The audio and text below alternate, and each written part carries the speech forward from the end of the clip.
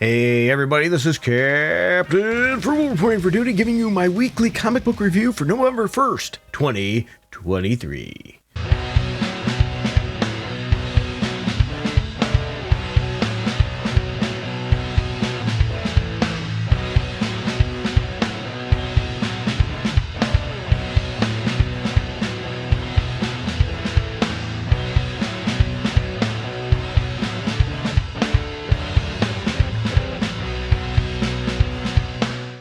Alright, for those of you that are new to the channel, welcome aboard. What I do is I review comic books here, and I give them a score from 0 to 10, 7 being average for 70%. I'm using old school schoolyard grading, okay? So 7 would be average. Anything less, well, is less, and higher is better than average. But I don't just give you my opinion. I also share all the opinions that have been posted on League of Comics Geeks, so you get a comparative to see if maybe I'm extra rough or maybe I'm, going easy on the book. I don't know, have different views, and make sure you share your views down below as well.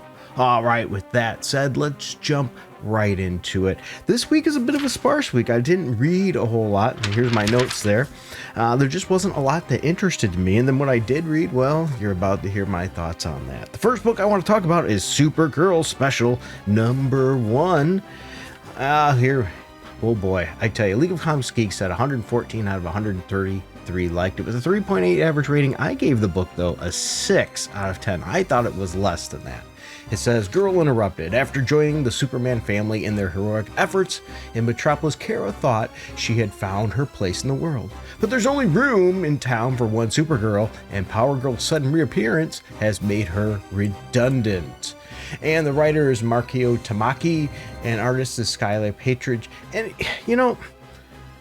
I really don't like this whole new super team outfits. The traditional Supergirl outfit is so much better than this. I don't know why we have to have this kind of crap going on. I just don't care for that outfit at all. The art could be better in this issue as well. And really, there is nothing special. Yeah, pun intended, Supergirl Special. There is nothing special in this issue at all. Honestly, I say skip this one. Yeah, I'm making a note here for myself. Skip it. It's like the whole issue is just everyone talking about how Supergirl's, about her feelings. This issue is boring and just not really anything special. Once again, pun intended. So let's jump to another issue, shall we? Next issue I want to talk about is the Avengers number 7. All new story arc starts here. The Avengers defend the world, but they are beginning not to recognize the world as their own. What has happened to Earth's mightiest heroes, and what has happened to the Vision? 113 out of 117 liked it on League of Comics Geeks with a 4.1 average rating. Yeah, 4.1. That's pretty high. I gave it a 7. I thought it was average. I didn't go quite as high. The writer is Jed McKay, artist Carlos Villa. And here's my thoughts. Thor is in that old outfit that they tried in the past that I absolutely hated. But Captain Marvel, you see her back in her popular black outfit, which, let's be honest, is pretty cool. But here's the thing. It's only for a few panels, and it's not really what's going to be happening in that issue. I'm not a fan of the art of this issue either. Is it just me, or does it seem like every writer recently in the Avengers, for writing the Avengers, has to one-up the villain from the previous, has to make everything bigger and bigger and bigger, and we don't always need bigger. Sometimes you just need something good, maybe even more grounded, evil team, or whatever it is. It just keeps getting bigger and bigger. A small foe is okay once in a while, especially if written well. Maybe, a nice story with the Grim Reaper or whatever. Can we get back to some stories like that? Maybe it's just me. What are your thoughts? Do you like seeing this constant, huge, always threats? And I know that's the point of Avengers is big threats, but some of the good books had smaller threats too. It's like each writer's trying to one-up themselves, or the one-up the previous. All right, the next one I want to talk about is White Widow number 1. 24 out of 40 liked it with only a 3 average rating on League of Comics Geeks, which is not a strong showing. But to be fair, I have to agree with them. I gave this book a 6.9. The writer is Sarah Gailey and artist Alessandro Miracolo, which again, I butcher names. If you're not familiar with this channel, I butcher names a lot. We have Yelena. I can't even say the character's name.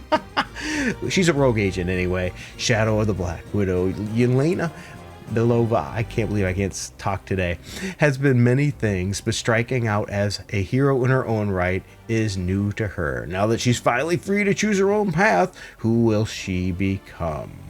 Well, I think it's mediocre art in this issue, and there's really nothing really special here. Matter of fact, the story is pretty cliche. That's why I don't know. A number one issue has to really have a hook to hook you in, and I just didn't seem to have the hook here that drew me in at all. All right, the next one I want to talk about is Venom number 27. I thought the cover is pretty cool on this one. 33 out of 36, and like it on League of Comics Geeks with a 3.8 average rating, which higher than I gave it once again, but I gave the book a 7. Writer is Torrin Grombach, which again, if I butcher names, it's not intentional. It's just I suck at names. And Julius Ohata for the art. I do dig the cover, the standard cover, as some of the variant covers are awesome as well. Black Widow with a Black Widow Venom type of suit is pretty cool. The Venom of the Widow. After the birth of an all-new symbiote, what familiar face will cross its path and become its first host? And what will the host be able to resist the symbiote's corrupting and violent influence? Perhaps the bigger question, will the symbiote be able to survive theirs? And you know what? Once again, cool cover, good art in this issue. The story's okay, but I do think it's moving a bit too slow. They need to pick up the pace.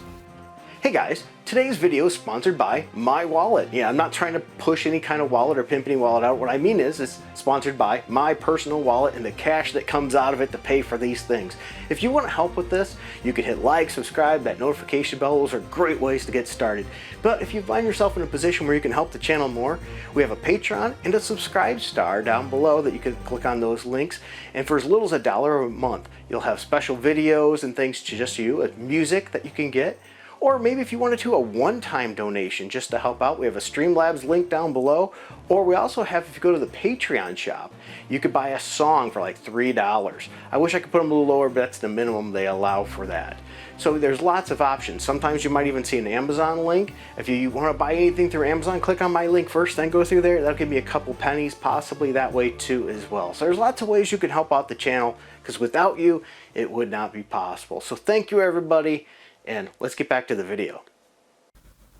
Now for my last issue of the week. Ooh, this one I don't think is going to bear very well, at least not in my opinion. Oh, and looking at League of Comics Geeks, they're going to agree with me on this. It's Batman, Catwoman, the Gotham War, Scorched Earth, number 1. League of Comics Geeks said, you ready? 99 out of 199 liked it, with only a 2.7 average rating. Boy, that is not good. I gave it a 6 out of 10, which is under average as well. Writer is Chip Zdarsky and Teeny Howard, and artist Nicola, and I'm not even going to try that last name, I am sorry. The Gotham War ends here. The final chapter of this epic crossover is here, and I should say epic in quotes. And Batman and his family must find a way to overcome the endgame of the ancient enemy. Can the Bat and the Cat set their differences aside?